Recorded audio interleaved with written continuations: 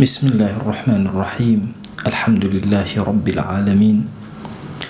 والصلاة والسلام على خير خلق الله محمد وعلى آله وأصحابه الكرام وتابعيهم بإحسان إلى يوم الدين. ربنا أرنا الحق حقا وارزقنا اتباعه، وأرنا الباطل باطلا وارزقنا اجتنابه. ربنا آتنا في الدنيا حسنة وفي الآخرة حسنة وقنا عذاب النار. بەڕێزان و خۆشەویستانم، دیارە ئەمڕۆ یەکەمین ڕۆژی مانگی ڕەبیع الأول بوو. مانگی ڕەبیع الأول مانگێکی زۆر پرشنگدار بە لەدایکبوونی فەخری کائینات محەممەد صلی الله تعالی عليه وسلم. وی لە سەرەتای دەرسەکە بە پێویستم زانی کە چەند سەڵەواتی لە دیداری پێغەمبەر صلی الله عليه وآله وسلم بدەین و بە دڵ و ڕۆح بڵێن: اللهم صل على سيدنا محمد وعلى آله وصحبه وسلم. اللهم صل على حبيبنا محمد وعلى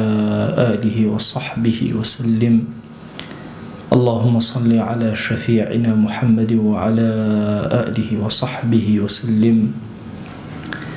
اللهم صل على شفيعنا وشفيع ذنوبنا وطبيب قلوبنا ونور أبصارنا محمد وعلى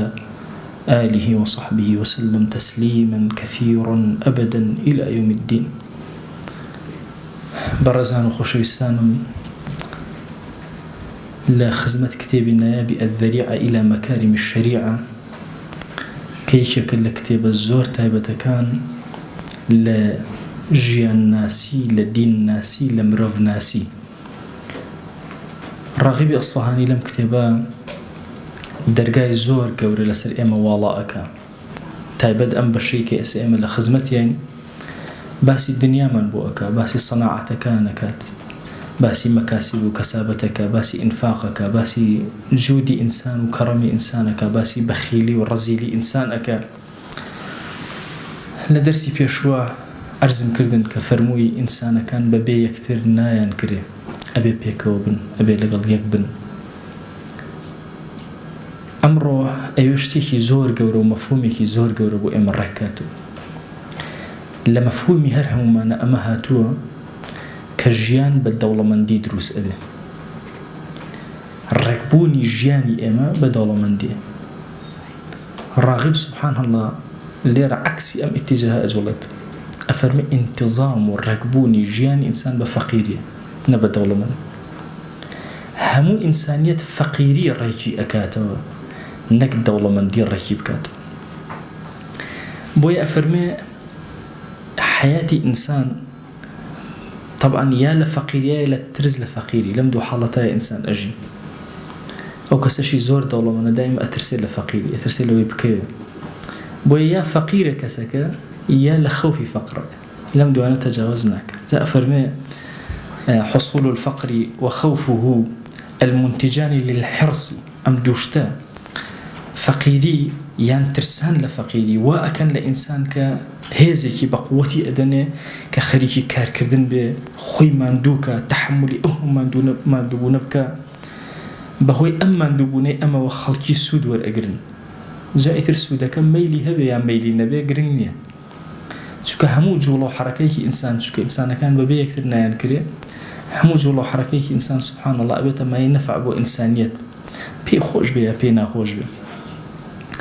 فەرموویانە لە عەرەبە ڕب ساع لقاعد، چەند کەس هەیە خۆی مانوو ئەکایێت ئەڕوا لە پێناوی چییە؟ لە پێناوی کەسێکە کە دانیشتۆ هیچ ئیش ناکە. ئەمەی کە ئیشەکە لە پێناوی کەسێکەیە کە ئیش ناکە. بۆیە لە شەریعەتە پیا و ئەرکێکی زۆر گەورە خراوەتە سەرشانی. طبعا پیا و ئەبێ مەسەن خێزانی خۆی، مناڵەکانی خۆی واجبە لەسەری، طبعا لە مناڵەکانیشیە کچەکانی واجبە لەسەری بەخێویان کە، کوڕەکانی ئەوەی کە بوونە باڵغ ئیتر لەسەر ئەم لا ئەچێ، ڕشتیان پیا کرد، بوونە ئەهلی بازار و کار و کەسابەت، واجب لەسەر ئەو باوکە لا ئەچێ بەخێویان کە، بەڵام کچەکان واجبە لەسەری. ئەگەر نەنکی ما، ئەگەر پورێکی ما، ئەگەر هەر لە جنسی ئافرەت هەر کەسێک ما ئیلا پیاوێک لە شەریعەتا بێ بەخێوی بکە. یعنی ئەرکێکی زۆر گەورە کەوتوتە سەرشانی. بۆیە زۆر کات کەسێک کەوا ساعیە پیاوێک ئەبینی شەوڕە خۆی مانووەکە لقاعدین، بۆ کەسێک ترە کە دانیشتۆ یان نا بە معنایەتر. ئەزان زۆر کەس هەیە لە بازاڕە کە خۆی مانوو ئەکە، کەسێکی تەمەڵی تەوەزەل لە کارە کە کەوتووە لە کارە و ناتوانێت کارکە ئەم ئەو بەخێوەکە ئەم ئەو ڕائەکێشە لەگەڵ خۆیان ئەم ئەو ئەکا بە شاگرد چەند کەس هەیە شاگردێکی زۆر لار و خواری هەیە بەڵام تەحمل ئەکا لەگەڵێ لەبەر ئەوەی فەقیرە لەبەر کەم دەسە ڕێزی لێ ئەگرێ هەوڵەدا دەی محاوەرەی لەگەڵاکە هەرچۆن نەبێ ڕایەکێش لەگەڵیە دەری ناکە تەنها لە پێناوی ئەوەی فەقیر قاعیدیش هیچی بێ ناکرێت بەڵام هەر هاوکاریەتی بۆیە ئەم بابەتە زۆر گرنگە ئەفەرمێ ئەگەر هەموو ئینسانێک خۆی بۆ خۆی بیتوانێت کاری خۆی بە منتەزەمی بکە و هیچ ئیشی بە خەڵک نەبووە فەرمی نظامی عالەم هەمووی تێکەچوو بەسەریەک نەیانەتوانی کارەکانیان جێبەجێکەن چونکە هەر کەسێک لەوانە ئیتر هیچ ئیشی بە خەڵک نەئەمە کە کار بە خەڵکە ئیشی خەڵک هەمووی ئەوەستا و خەڵک هەر هەمووی فەقیر ئەکەوتن و ئەکەوتن بۆیە ئەفەرمێ وتویانە قیام العالم بالفقر أكثر من قيامه بالغنى ڕاوەستانی ژیان و جیهان لەسەر فەقیری زۆرترە لەسەر ئەوەی کە لەسەر دەوڵەمەندی ئەوەستێ چونکە بۆ ئەگەر ئەم فەقیریە نەبێ و ترسەکەی نەبێ و هەوڵدان بۆ ڕزگاربوون نەبێ لێی بە حەیاتی ئینسانیت ناکەوتە سەر سکە هەموو ئەو سناعەتانەی کە ئەکرێن غەیری سێ سەناعەت نەبێ کە بە دەوڵەمەندی ئەکرێن هەموو سەناعەتەکانی تر فەقیریان لە فەقیریە ئەکرێن مەلیکایەتی پاشایەتی ڕیاست ئەمە بە دەوڵەمەندی ئەکرێن طبعا هەمیشە ئەو کەسانی کەوا صفەتی ملوکیان هەیە صفەتی پاشایەتیان هەیە هەمیشە لە ئاستێکی دەوڵەمەندیە خۆیان ئەبینەوە لە هێزێکی زۆر گەورە ئەگەر دەوڵەمەند نەبن ئەگەر سەخی نەبن ئەگەر دەستکراون نابنە سەید نابنە گەورە نابنە پاشا تیجارەت و بازرگانیشان بە پارەی گەورە ئەکرێ بە کەسی دەوڵەمەند ئەتوانێت بازرگانی بکە چۆن مەلیکێک بە دەوڵەمەندی ئەبێتە مەلیک بە سەخاوەتی ئەبێتە مەلیک و گەورە نەکەر یعنی مەلیکێک بێنە پێش چاوی خۆت گەورەی لادەیەک ئەگەر کەسێکی چروک و پیسکەوانێ بە حیاتی نابێتە گەورە ئەبێ ماڵدار بێ ئەبێ خاوەن کەڕەم بێ ئەبێ خەڵک نانی بخوا لەسەر سفرەی بۆست اینجا گەورە ئەبێ کە بوو بە دەوڵەمەندی ئەمە دەستگیر ئەبێ ڕیاست بە دەوڵەمەندیش تیجارەت دەستگیر ئەبێ ئەفەرمێ بە دەوڵەمەندیش کتابەت دەستگیر ئەبێ ئەم مەسەلەی کتابەتە دوو قسەی تیا یەکێکیان لە زەمەنی ئەمانە ئەو کەسەی کە فەقیرە زۆر زەحمەت فێری نووسین ئەبێت چونکە کەس نییە پارە بدا بە کەسێک و کتاب فێری بکە قسەیەکیش ئەمەیە کە ئەهلی علم وەکو غەزالی ئەفەرمێ ئیستینباطێکی لەمەوە کردووە ئەفەرمێ ئەهلی علم بە حەیاتی فەقیر نابوو بۆیە قسەیەکی هەیە بۆ طلابی علم ئەڵێ ئێ طلابی علم ئێوە کەسانی خەریکی علومی شەرعین و ئەمانە ئەڵێ علم مەخوێنن بۆ مادە و پارە و سەرۆت و سامان ئەڵێ علم خۆی دەوڵەمەندیە پێویست ناکە هەر خۆی دەوڵەمەندی لەگەڵ خوای گەورە علمی پێ عەتای کرد دەرگاکان و خەزینەکانی خۆیت بۆ ئەکاتەوە ئەفەرمێ سبحان الله غەزالی فکرێکی زۆر عەزیمی ئەڵێ یەک شت هەیە لە علمان نەبێ هەموو شتی تایە شۆرەتی تایە ناوبانگی تایە ئەڵێ بۆ ئەنە مەخوێنە علم بڵێ وەڵا بە ئەوی شۆرەت پێیاکەم بە باخوازێکی عالەم بمناسی نا ئەڵێ وازی لێبێنە خۆی هەر ئەو شتانە دەستگیر ئەبێ ئەگەر علمت خوێن یەک شتی تیانێ لەبەر خاتی خوا بێت یا لەبەر خاتی خوا نەبێ بەس ئەوە تۆ جەنگی لەسەر ئەکەی ئەوی تری هەر هەمووی بە یەکسانی و بە ئاسانی ئەڕوو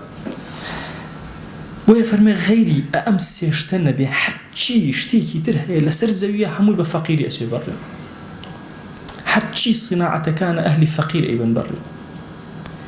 مەسەلەن ئەبینی خەیاڵێکی زۆر زۆر چاک و ماهیر هەیە باشە ئەمە پیشەی خەیاتی ئەکا ئەمە پیشەی مەسەلەن مەبڵە فەلاحەتەکە ئەوە پیش هەمووی ئەهلی فوقەرا ئێسن ئەم کارانە ئەکەن وردە وردە پێی دەوڵەمەند ئەبن پێی گەورە ئەبن ئەو شتانەی کە بە دەوڵەمەندی ئەکرێن تەنها مەلیکایەتی و تەنها تیجارەت و تەنها علومی شەرعی و زانستەکان ئەفەرمێ ئەگەر هاتوو فەقیری نەبوایە و ترس لە فەقیری نەبوایە قەت ژیانی خەڵکی هەموو ڕێک نەئەبوو باشە ئەگەر فەقیری و ترسی فەقیری نەبوایە کێ تاقەتی هەبوو چنین کات چنین طبعا چنین ئەنواع و ئەشکاڵی هەیە تەسەوور کە جارێ چنین بۆ کەسێک ئەبێتە هیوایەت بیرکەنەوە کەسێک کڵاشەکە ئەزان چەند چار ئەم دەرزی ئەهێنێت و ئەبا و بڕ و وەرە و یعنی زۆر زەحمەتێکی گەورە ئەکێشێ کەسێک تر خەیاڵتە ئەکا مێشکی خۆی زیهنی خۆی فکری خۆی غەڵەت نەکەم چی بکەم هەموو کارێکە تۆ ئەیکەی زۆر زەحمەتی لەگەڵە کەسێک حیجامە ئەکا چۆن حیجامە کەسێک دەباغە دەکات طبعاً ئەم زەمەنە ئێمە دەباغ کەم بوونەتەوە ئەو کەسێک کە پێستەی خۆشە ئەکرد ئەزای چەند مان و ئەبوو بۆنی ئەم پێستە ئەچوو بەسەری ئەمە فەقیری وهای لێ ئەکا کە بچی ئەم کارە بکە بۆی دەوڵەمەند بێ کە ناست پاکردنەوەی شوێنەکانەوە هەمووی فقيري ترسي فقيري وأكا لم كسا كبالي بيو أني حزب مسؤولية أولي أكا كبروا بروسي برو أمكاران أفرمي أجر فقيري نبوايا كي جلو برقي لشرق وغرب أهنا كي كلو بلو أشياء وخواردنو پێویستەکانی ژیان میر بەمعنای پێویستەکانی ژیان لێ ئەم سەرۆسەی جیهانی پێ ئەکرد بیرکەرەوە سایقێک ئەبینی جاری وا هەیە لەو ڕێگا دوورانە ئەبینی مەسەن سایقی تڕێلەیەک 18 ساعات 20 ساعات سیارە لێ ئەخور شۆ ترسی فەقیری نەبێت چ توانایەکە ئەو بچی پاڵی پێوەنی ئەم شتە نەقڵکە لێرە بۆ ئەوێ یان ئەوانەی کەوا لە پاپۆڕ و کەشتەکان ئەسەرەکەون 6 مانگ 3 مانگ 7 مانگ ئەمان لەناو دەریایە هێن و ئەڕۆن کەلوپەل لە شوێنێکە بۆ شوێنێکتر نەقڵەکە ئەمە هەمووی فەقیریەوە ئەکا لە ئینسانەکان حاجەی ئینسانەکان کە ئەم جوڵە و حەرەکە لە هەموو جیهانە دروست ببێ ئەفەرمێ هەل لەبەر فائیدەی فقيرية زور فائدة هي فقيرية خوي قال القرآن فرمتي نحن قسمنا بينهم معيشتهم في الحياة الدنيا إما اللي بين إنسان كان معيشة ما تشيك تقسيم كردو نابهم الدولة من بين بريكي وسط مامنا وند بريكي فقيرة بريكي لجير فقيرة بريكي لسروي دولة من ديوه إما خو من توزع ما كردو بسريانا أفرمي ولولا أن يكون الناس أمة واحدة لجعلنا لمن يكفر بالرحمن لبيوتهم سقفا من فضة ومعارج عليها يظهرون خو اگر او نبوا يا اخوا جل جلاله استويتي يكسانيك لنا وانسان كان تهرى ديك هبه وكو امتك دركون او كسيك كفراني بخوا بكرده او ند دنيا بقيمته خوا وهاي اكر ام سقفي مالكان ين هر هموي لزيو دروسك نلسي منتو هر لزيو دروسينك او قادر معنا معارج لربعنا قادر ما لو ايات بيروزا عندي بمعنى قلوبيان لك داوته أنا ربطك بقلوبونيا ومعارج عليها يظهرون قادر مكان يعني عين لزيو كاتب يا سر أكوتن بو سربانا كان يعني وشندين قاتيان دروسي هل لزيو بو شون سقفة كان ينزيو أمانيش بهما شواز زيو بوكو ابن عباس رضي الله رحمة خيري بأفرمي بو يتصورك أم دنيا هيج سر قيمتين لا إخوة جل جلاله وتوزيعاتك شيء أبو شواز اللي بين عبد كان يأكله دي أجر إنسان كان همويا كاروباري دنيا هر همو طواب بوايا وهيج مشكلة كان نمناه اتتوشي طغيانا باغي ابن تجاوزك لحدود إخوان لا أدن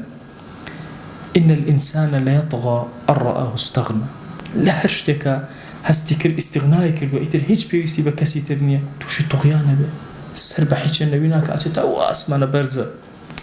أفرمي أمش هرشي ولاتا تيكتشو هرشي عبادة هرهم يسري لتيكتشو بويا هندق لواني أقر خواهي قوله بحاجان كان لهموشتك هر زورزو خوان تيا أبنو أرون أفوتين بويا أفرمي لآت بيروزكا ولو بسط الله الرزق لعباده لبغوا في الأرض أقر بهاتا يا أخوة رزقي أأوى والله كردايا شكيكي لنا وكان إخوة الباسط رزقي إخوة والله لسر زريقا أجر طاطا والله كرده أم رزقه لبغوا في الأرض تجاوز يعني كل حد يخوان حد يكي بلاك حد يكي برشونك كز حسابي وكزنا أكل أفرمي هرش كسكسيري أم صنعتي خوابك جل جلاله باش لم آيات أنا بقولته أم قماني بدروز نابه طبعا قماني كيا إما الله خوا جل جلاله الرحمن الرحيم زور ببزي لك العبد كان وزورش كريمة زور سخية باشا باليرا برسياري بكن برسيارك أمي شبهك أمي باشا خوايك جل جلاله أون دب الرحمة وأون دا كريمة أي بو فقير لسر زي ماو أزان فقيري بو هندكس دولة من ديش بو هندكس فقيري إما تصورك إن أوي مادة يهبو إتر أو كسا طواب لخوش جزراني ولدو نا زور كات كسي كي زور دولة من أبيني زور فقيرة هيج أبيني بوكو باشا وهلا زور دولة من بويا توزيعي أرزاق لسر زبيا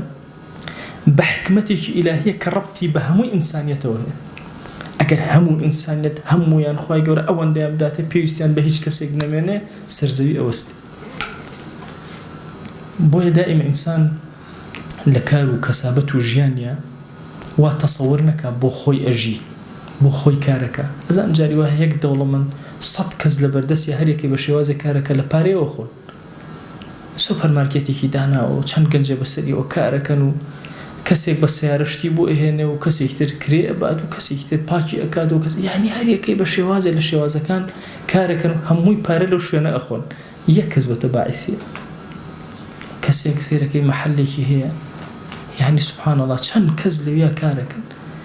کەسێک ماڵێ دروستەکە بۆ خۆی ئەزان چەند ئینسان لەگەڵ ئەوە مشارێک ئەبن ئەم هاتووە زۆر خۆیمان و کردو هەنە پارەی کۆ کردوێتەوە باشە ئەم کەسەیەت ئیشی شیش و بەنایی بۆ ئەکە بڕێ لە پارەکەی ئەبە ئەوی تر چیمان توێکە بڕێکی بە ئەوی تر کاشی بۆکە ئەو کارەبای بۆ دانێ و سێرەکەی بە یەک نەفەر بوو بە باعیسی ئەو یەک دنیا خەڵک ئیسفادەیان لێ کرد بۆیە ئەفەرمێ عیشی ئینسانەکان بڕێکی لەسەر بڕێکێتی خوا وا تەقسیمی کرد هەموو کەسێک خاوەن کار نییە بەڵام هیچ کەسێ بێکار نییە هەموو کەسێک خاوەنی داهاتی گەورە نییە بەڵام هیچ کەسێکیش نییە بێ ڕسق بێ لەسەر زەویە تەوزیعاتێکی کردو بە جۆرێک لە جۆرەکان تەرتیبێکی کردو کە عەبدەکان لە بین یەکترە هەر کەسە بە شێوازەوەی و هەر کەسە بە سوود وەرگرن لەو نعمەت و لەو ڕەحمەتەی کە خوای گەورە بەم کەسێ عەتا کردو و پێبەخشی ئیتر لە پەنای ئەمەشان باسەکانی تریەنە ئاراوە خوا جەل جەلالوه لە پەیامەشینەکەی ئیسلامە لەسەر هەموو کاسبێک زەکاتی دانا کاسبی ئەکا خۆی مانوو ئەکا لە 102.5 ئەوەی کە پەیای کردووە لە ساڵێکە تەسلیمێک واتە ئەگەرم کەسە دەفتەرێکی پیا کرد بێت 2 وەرەقە و نیوی هی خوددایە ئیلا ئەبێت تەسلیمیکە بگەڕێ ئەو کەسەی بێکارە ئەو کەسەی قەرزارە ئەو کەسەی ئەچێ لەسەر زەویایان دۆزێتەوە بە مەمنونی پێیان ئەدا و پێیان عەتاک ئەو نعمەتێکی ڕب ساع لقاعد ئەو قاعدەکە چەند کەسەیە خۆی مانووە کاسێ کاسبیەکە دوای پارەکە بەشەکەی خۆی تەسلیمەکە بۆ کەسێکە دانیشتووە و کار ناکە و یا کاری پێ ناکرێت لەگەڵ ئەمانەشا خوا جەل جەلالوه بەدەنی ئینسانەکانی ڕێکخستووە لەگەڵ کارەکانیان فکری ئینسانەکانی لەگەڵ کارەکانیان ڕێکخستووە ئەفەرمێ سبحان الله هیمەتی ئینسانەکانی خوا تەوزیع کردو هەموویان وەکو یەک نین ئەگەر هەمومان حەزمان لە ئاسنگەری بووە چیمان کردێ هەمومان دامان بۆ یەک دارتاش تەوزیعی کرد ئەومان دارتاشە ئەومان حەداد و ئاسنگەرە ئەومان حەزی لە عیلمە شەو ڕۆژ لەگەڵ عیلمە ئەژی خوات پێک هاتەی لاشەی وەها دروست کردووە کە لەگەڵ بژی بتوانێ حەزی پێ بکە ئەفەرمێ هەموو ئەم سەناعەتانەی کە لەسەر زەویە هەن خوا بۆ هەر یەکێک لەو سەناعەتانەی سەر زەوی کۆمەڵی خەڵقی داناوە کە بچن ئەم کارانە بکەن چ لە ڕووی فیکریەوە چ لە ڕووی بەدەنیەوە ئیستعدادی داونەتی اینجا ئەفەرمێ هەر کەسێکیان سبحان الله بەپی خۆی و بەپی خستەتی خۆی پێ عەتا کردو ئەڵێن بۆ نمونە کەسێک کە خوای گەورە عیلمی پێ عەتا ئەکا و ئەوە بیکاتە پارێزگاری دین دڵێکی پاکی ئەداتێ عەقڵێکی ئەداتێ کە مەعارفی ئیلاهی زۆر بە قووەتی وەرئەگرێ میزاجی زۆر نەرمە هادیئە لاشە و بەدەنی ئەفەرمێ لەین و هادی و نەرمە ئەفەرمێ سبحان الله کەئەنەما خوا خەڵقی کردووە بۆ ئەم کارە يعني أوصافي پیغمبر صلى الله عليه وآله وسلم لكاتي دعوة وانجوازة أوصافي پیغمبر صلى الله عليه وسلم لكاتي جنگ وجيا طبعا بس پیغمبران كاملا أفرمي لكاتي جنگ كان أجر زور إذا حامل وطيس شر زور قرز وبويا أنا لبشتي پیغمبر صلى الله عليه وسلم خو أنا شارد خو أنا بنايو كتيري زورهات وأمانة هر أو بسنجي بدر ولكاتي جنگ شو كمالك لو بس لغيري پیغمبران عليهم الصلاة والسلام هم إنسانك سبحان الله كاركانيان ببيلا شو جستو فكر ولطافة توزع كرا أفرمي عينا كسي كتير أبيني خواب وكاريكي دنيوي هالي بجاردوه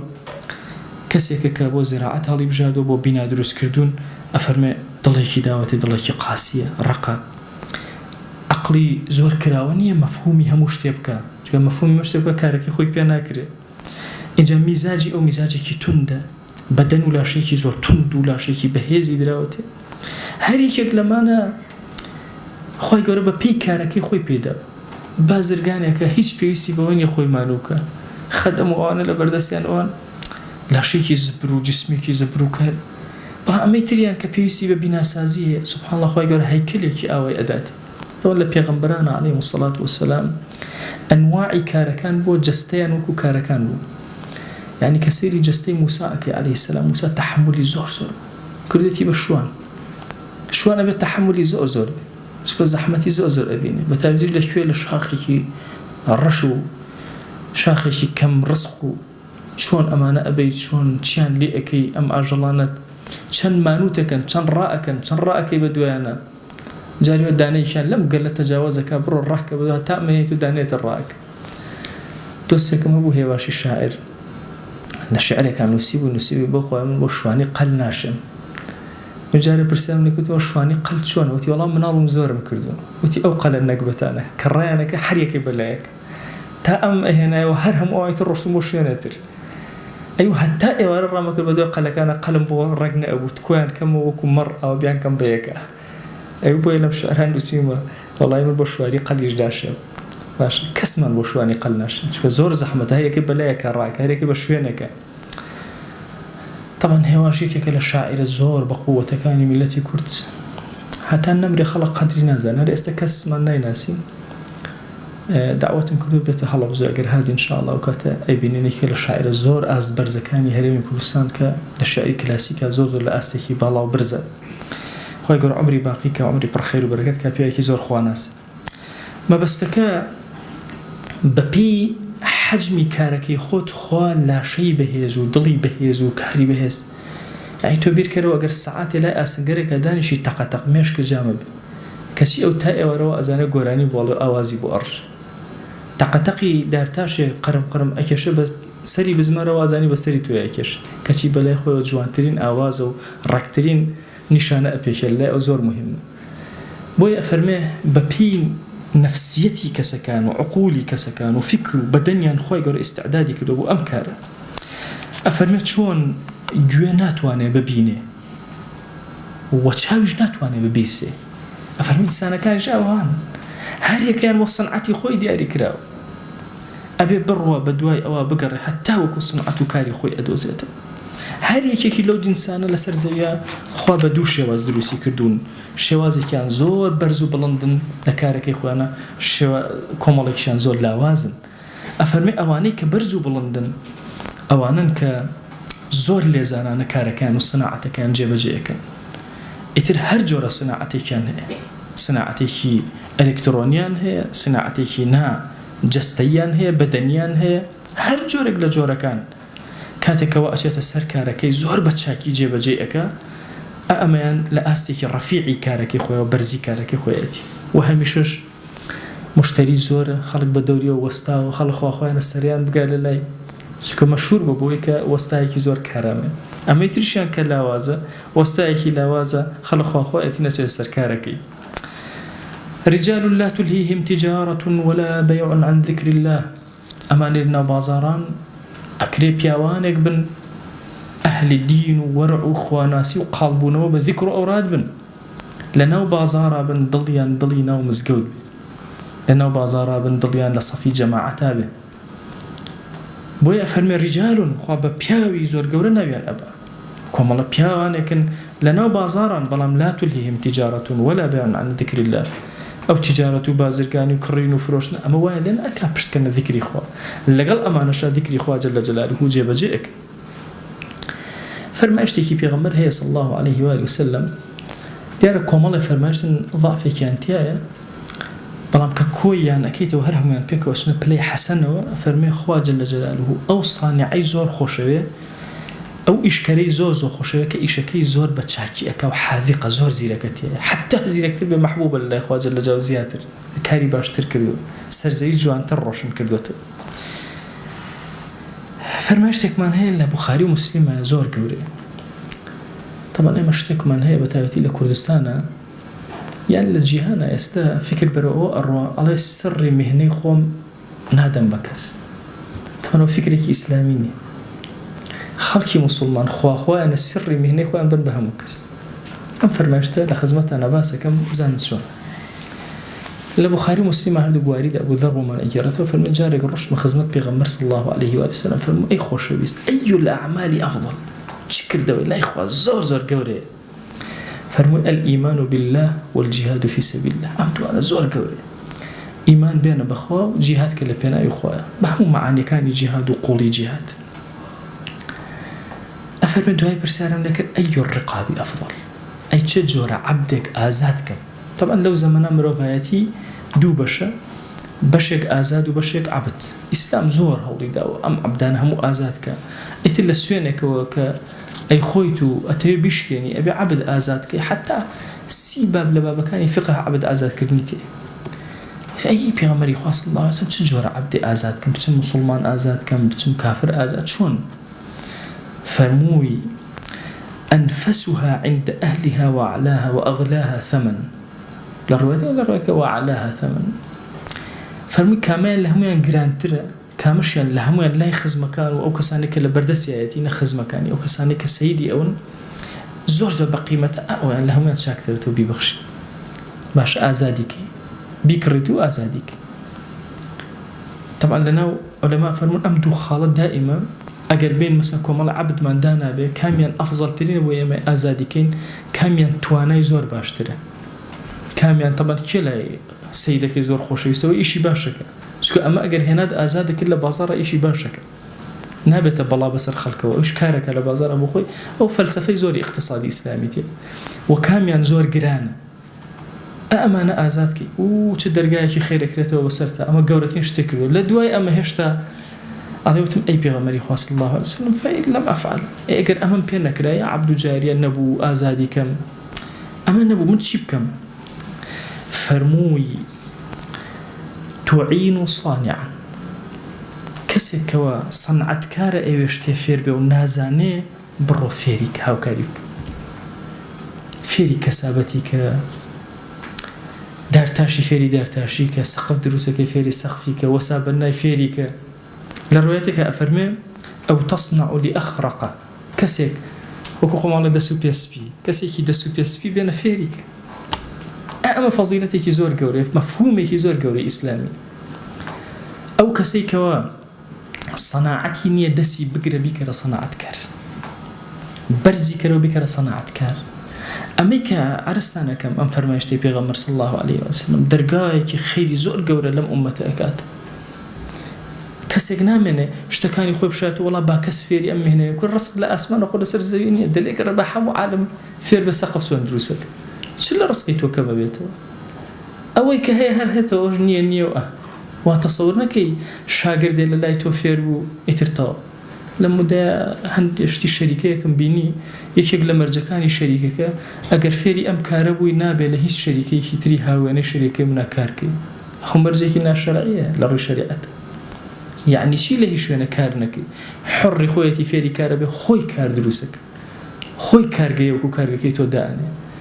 اگر همو سرزوي وكو كردواري خو مالله درزي فروج لبكي كسي انك خارصي هرهم يعني دا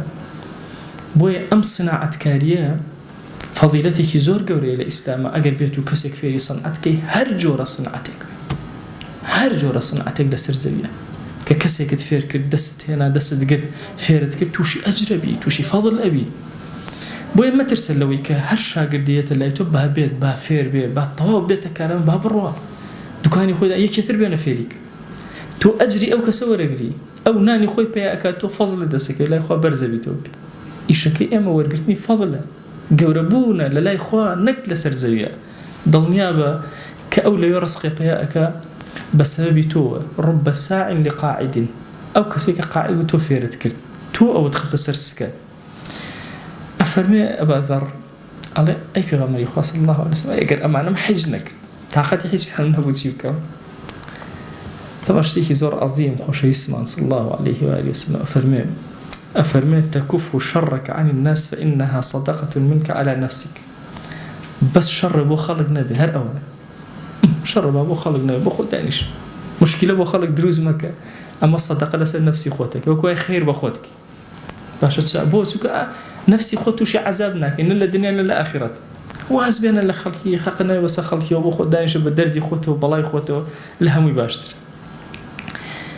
بو يا راهبة أفرمي خوا وصفي ملائكة أكا لبروي كرده وكان ينزور بتشاكي ورشي أكا أفرمي لا يعصون الله ما أمرهم ويفعلون ما يؤمرون ملائكة عصياني خوانا كان حرشيان بيوتريا خشت وكو خوي داريك أما فضيلتك زور قورية كإنسان كاريكي دزداية زور بتشاكي بيكا زور بباشي بيكا بمعنى كلمة جيبجيكا كوتا قسم لخصمتنا روي إتقان كاري أمي أمتي بيغمر صلى الله عليه وسلم لهمو كاركا كهبوي هاول بدأ جوان ترين باش ترين شواز بك ئەمە کە ئەڵێم لە هەموو کارێک و بازرگانیە بەخوا لە ماڵەکەی خۆتە، ئافرەتێک لە ماڵەکەی خۆیە، پاشا پیاوێک لە ماڵەکەی خۆیە، لە دائیرەکەتە، لە ناو کار و کەس جوانترین شت ئەبێ ئەداکەی، ئەمێ زۆر ڕاقیانە بێ. ئەمە سیفەتی ئینسانی موسڵمان. یعنی جاری وایە وەڵڵاهی ئەچیتە دوکانێکە ئەو من دەش پرز و شێوە و ئۆکەی هی موسڵمانە، کوڕە کەسی موسڵمان بێ زۆر لائق بێ، لە هەموو شتەکانە زۆر جوان بێ، مڕەتەب بێ، پاک و تەمیز بێ، ئەبێ لە قیمەی ڕەوعە و جوانیە بێ. وەی خۆشەویستمان صلی الله عليه وآله وسلم فەرمووی المؤمن كالشامة بين الناس، دەموچاوێکی سپی جوان بێنە خاڵێکی پێوە بێ. خاڵ طبعا چاوی ئینسان ئەوە یەکسەر خاڵەکە ئەبینێ. ئەفەرمێ ئیماندار ئاو هەیە لە ناو خەڵکە وەکو ئەو خاڵە ئاو هەیە، دائیمە چاوی خەڵک یەکسەر لەسەر خاڵەکە، ئەوەندە جوان و بە قابلیەت و ڕاقی و ئیتقان لە کارە و جوانی لە کارە، هەر کارێکی کرد ئەو پەڕی جەماڵ و جوانی حتا پێ بکرێ فاتقوا الله ما استطعتم، تێ جێبەجێکە بە قووەت و ئیستطاعی خۆی. خوای گیان لێت ئەپاڕێن و لێت ئەلاڵێنەوە لەم مانگی مەولودە مبارەکە هاوار و ناڵە و نەخەی دڵمان بۆ لای تۆ بەرزەکەینەوە، لە هەموو گوناهێکمان ببوورە، گوناهێ بە ئاشکرا کردومان عەفومان کە، گوناهێ بە پەنهان کردومان عەفومان کە، گوناهێ نەمانزانی کردمان عەفومان کە، گوناهێک زانیمان و کردمان عەفومان کە، گوناهێ زیادە ڕەویمان کرد یا ئیلاهی عەفومان کە. ئیلاهی داوان لێ ئەکەین بە ناوی جوانت بە صیفەتی بەرزە بە ئیسمی عەظەمت دەروی خێر لە ئومەتەکەی پێغەمبەر صلی الله عليه وسلم بکەرەوە. بەخوا ئیلاهی ئێمە حاجەمان زۆر زۆرە، هەموویان بۆ لای تۆ بەرزەکەینەوە. خوایە ئەومان نەخۆشە شفای بۆ بنێرە، ئەومان بێ حاڵ و ماڵە ماڵداریکە، ئەومان بێ مناڵە مناڵی پێ عەتاکە، ئەومان بە مناڵە مناڵی ساڵحکە. ئیلاهی ئەومان نەخۆشە شفای بۆ بنێرە، ئەومان نەخۆشی مادیە معنەوی هەیە، خوایە شفا لای تۆیە شفامان بۆ بنێرە. ئەو نەخۆشانە ئەیزانین، ئەو نەخۆشانەی نایزانین، تۆ خۆ شیفامان بۆ بنێرە، تۆ خۆ سەرپەرشتیمان کە، مەمان دەرە دەستی خۆمان بەهێزمان کە، دامەزراومان کە یا ئەکرەم الئەکرەمین. بەخوا پەروەردگارە لەم مانگی مەولودە بەدڵ حەز بە دیداری پێغەمبەر ئەکەین صلی الله عليه وسلم، هەموومان دڵمان پڕە لە خۆشەویستی بۆ ئەو. بەخوا پەروەردگارە بە ڕۆح و دڵ ئەمانەوێ ئەوە بینین، ئەمانەوێ ڕۆحمان لەگەڵ ئەوە تێکەڵ بێ. جوانترین و چاکترین خەڵاتێکی ئێمە کە بەرزیکەینەوە بۆ ئەو سەڵەواتە، یا ئیلاهی بەدڵ و ڕۆحمان سەڵەواتی بۆ ئەنێرین، سەلامی بۆ ئەنێرین، سەلامەکانی ئێمە پێ بگەێنە، خۆشەویستی دڵی ئێمە پێ بگەێنە. ئیلاهی داوان لێ ئەکەین بە ڕەحمەتی خۆت، بە بەزەیی خۆت، بە کەڕەمی خۆت، خوای گیان سەلامی ئەم ڕۆحانەی ئێمە پێ بگەێنە، ناومان لە خزمەتیا بێنە یا ڕەب العالەمین. ئەگەر ناوەکانمان شیاوی خزمەتی ئەو نەبێ، خوایە شیاومان کە، خوای بمان گێڕە لەو کەسانی کە پێغەمبەر صلی الله عليه وسلم لێیان ڕازیە بێت، لێمان ڕازی بە یا ڕەب العالەمین، خوای لێمان ڕازی بە یا ئەکرەم الئەکرەمین. خوای داوان لێ ئەکەین بە ناوی جوانت بە صیفەتی بەرزە بە ئیسمی عەظەمت کەڕەمی خۆت بەسەرمانە ببارێنە، عەفوی خۆت بەسەرمانە ببارێنە. ئەزانین ئیلاهی خەجاڵەتی بەردەم دیوانی تۆین، بەڵام خۆ دەرگانەیەکی ترمان نییە ڕووی تێ بکەین، تەنها دەرگانەی تۆ نەبێ. بەخوا ئیلاهی ئەم عەبدانەی کە لەم ماڵەیە و لەم شوێنە کۆبووینەتەوە، بەخوا قەت سوژدەمان نەبردووە تەنها بۆ تۆ نەبێ، ڕوکوعمان نەبردووە تەنها لە حوزور و مەقامی تۆیان نەبێ. ئیلاهی بەخوا دەسی دوعامان بەرز نەکردوێتەوە تەنها بۆ لای تۆ نەبێ. بەخوا پەروەردگارە قەت نەبووە ڕۆژێک لە ڕۆژان بمانەوێ شەریک بۆ تۆ قەرار بدەین، قەت ڕۆژێک لە ڕۆژان نەبووە کە بمانەوێ کوفر بەرامبەر بە تۆ بکەین. بەخوا ئەگەر شوکریشمان نەکردوێ بۆ نعمەتەکانت لە نەزانی و جەهلمانەوە بوو، دەی ئیلاهی لە خۆشبوونی خۆت بەسەرمانە ببارێنە، دەی ئیلاهی قبوڵمان بدەرێ لەسەر زەوی، قبوڵمان بدەرێ لە ئاسمانەکان،